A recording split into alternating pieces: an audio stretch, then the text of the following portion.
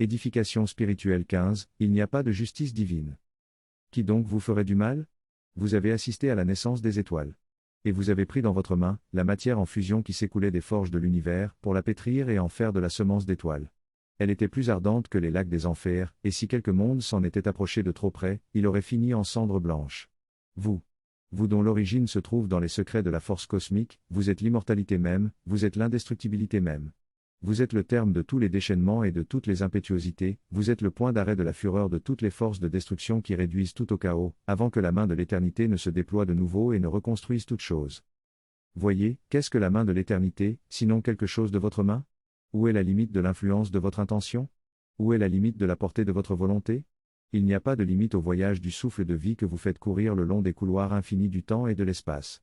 Vous n'avez pas seulement assisté à la naissance des étoiles. Vous avez travaillé dans les forges de l'éternité, et vous avez fabriqué de vos mains le noyau des trous noirs. Qui sont des densités fières et implacables qui plient tout à leur ordre. Et vous avez joué avec ces joyaux comme un artiste joue avec des billes d'acier. Et quel artiste?